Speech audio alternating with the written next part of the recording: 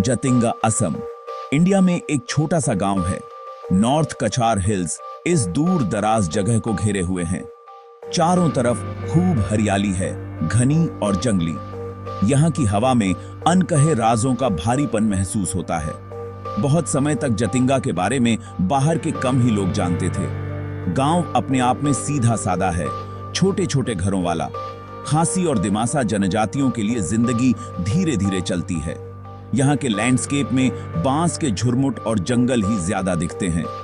जतिंगा में यह खास पहाड़ी रिज बहुत जरूरी है। यह करीब 1.5 किलोमीटर तक फैली हुई है। यही तय एरिया अजीब घटनाओं का स्टेज बनता है।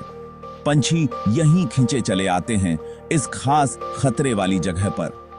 यह जगह इतना जानलेवा आकर्षण क्यों रखती है, यह आज की एक बड़ी पहेली बनी हुई है। यहाँ की जमीन की बनावट मौसम के साथ मिलकर साजिश करती लगती है। यह बार बार होने वाली ट्रेजेडी के लिए एक कुदरती थिएटर बनाती है। जतिंगा पर हमेशा एक रहस्य का माहौल छाया रहता है। यह दुनिया भर में पंछियों से जुड़ी एक अजीब, डरावनी घटना के लिए जानी जाती है। जतिंगा का एनिग्मा बहुत गहरा और लगातार बना हुआ है। यह अजीब घटना कुछ खास समय पर ही होती है, ज्यादातर मॉनसून के आखिर के महीनों में, अगस्त, सितंबर और अक्टूबर। मौसम के हालात बिल्कुल सही या यूं कहें कि बिल्कुल गलत होने चाहिए। पंछी तभी गिरते हैं जब ये हालात एकदम सही बैठते हैं। रातें अंधेरी और बिना चांद वाली होती हैं। घना कोहरा छा जाता है, पूरी वैली को ढक लेता है। कोहरे के साथ अक्सर हल्की बूंदाबांदी या मिस्ट भी होती है। हवा ज्यादातर दक्षिण से चलती है। ये सब मिलकर एक डरावना, दिशाहीन कर देने वाला माहौल बनाते हैं।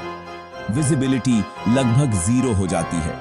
इसी अंधेरे और नमी के पर्दे के नीचे पंछी दिखाई देते हैं। वे ऊपर के उस बोझिल अंधेरे से अचानक प्रकट होते लगते हैं। पंछी बहुत ही अजीब तरह से बर्ताव करते हैं। वे दिशाहीन और परेशान लगते हैं। वे रोशनी के सोर्स की तरफ उड़ते हैं, जैसे लैंप या आग। गांव वाले पुराने जमाने में टॉर्च और लालटेन इस्तेमाल करते थे। ये रोशनियां नीचे आते पंछियों को अपनी तरफ खींचती लगती थीं। पास आने पर पंछी भागने की कोशिश नहीं करते। वे सुस्त से लगते हैं, कभी कभी जमीन पर उतर जाते हैं या फिर वे पेड़ों और घरों से टकरा जाते हैं। इस बर्ताव को बर्ड सुसाइड कहा गया है, लेकिन यह नाम गलत है। पंछी अजीब हालातों के विक्टिम्स होते हैं। हैरानी की बात है कि कई तरह की पंछियों की स्पीशीज इससे प्रभावित होती हैं। ऑर्निथोलॉजिस्ट्स ने कम से कम 40 अलग अलग स्पीशीज की पहचान की है। यह डाइवर्सिटी इस पहेली में एक और परत जोड़ देती है। स्वस्थ पंछी भी जतिंगा के हालातों का शिकार हो जाते हैं। लिस्ट में अलग अलग फ्लाइट पैटर्न और हैबिटेट्स वाले पंछी शामिल हैं। प्रभावित होने वाले ज्यादातर पंछी लोकल रेसिडेंट्स हैं। लिटिल इग्रेट और पोंड हेरॉन जैसी स्पीशीज आम हैं। किंगफिशर अपने चमकीले पंखों वाले भी अक्सर पाए जाते हैं। पिट्टा खूबसूरत और आमतौर पर शर्मीले जंगल में रहने वाले भी विक्टिम्स हैं। इंडियन पिट्टा और ब्लू नेप्ड पिट्टा को रिकॉर्ड किया गया है। दिलचस्प बात यह है कि कुछ माइग्रेटरी पंछी भी इसमें शामिल होते हैं। ये पंछी लंबी, मुश्किल यात्राएं करते हैं। फिर भी अगर वे इन क्रिटिकल रातों में जतिंगा के ऊपर से गुजरते हैं तो वे भी शिकार हो सकते हैं। जब पंछी मिलते हैं तो उनकी हालत काफी कुछ बताती है। वे अक्सर सुस्त और सेमी कॉन्शियस होते हैं। साइंटिस्ट्स ने जतिंगा फेनोमेनन को समझाने के लिए कई थ्योरीज दी हैं। तेज हवाएं, घना कोहरा और अंधेरा, इन सब का कॉम्बिनेशन खास है। ये कंडीशंस पंछियों को कंफ्यूज कर सकती हैं। एक और थ्योरी मैग्नेटिक अनोमली से जुड़ी है। लोकल फोकलोर अलग एक्सप्लेनेशंस देती हैं। जतिंगा बर्ड इवेंट की शुरुआती इंटरप्रिटेशंस अंधविश्वास पर आधारित थीं। गांव वाले गिरते पंछियों को सुपरनैचुरल घटनाएं मानते थे। उन्हें भगवान का दिया तोहफा या कभी-कभी नाराज स्पिरिट्स माना जाता था।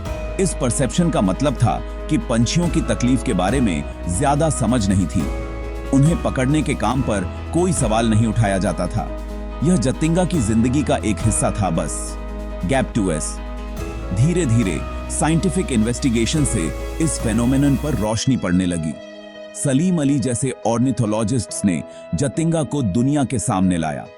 स्टडीज ने एनवायरमेंटल फैक्टर्स को खोजना शुरू किया। फोकस स्पिरिट्स से हटकर एटमॉस्फेरिक कंडीशंस और बर्ड बिहेवियर पर चला गया। इस नई समझ ने लोकल लोगों के नजरिए को बदलना शुरू किया। एजुकेशन इस ट्रांसफॉर्मेशन में एक खास जरिया बनी। जतिंगा में अब बड़े कंजर्वेशन एफर्ट्स चल रहे हैं। वाइल्ड लाइफ एक्टिविस्ट और गवर्नमेंट बॉडीज लोकल कम्युनिटीज के साथ मिलकर काम करती हैं। प्राइमरी गोल पंछियों को प्रोटेक्ट करना है। अवेयरनेस प्रोग्राम्स गांव वालों को इस फेनोमेनन के पीछे के साइंटिफिक कारणों के बारे में बताते हैं।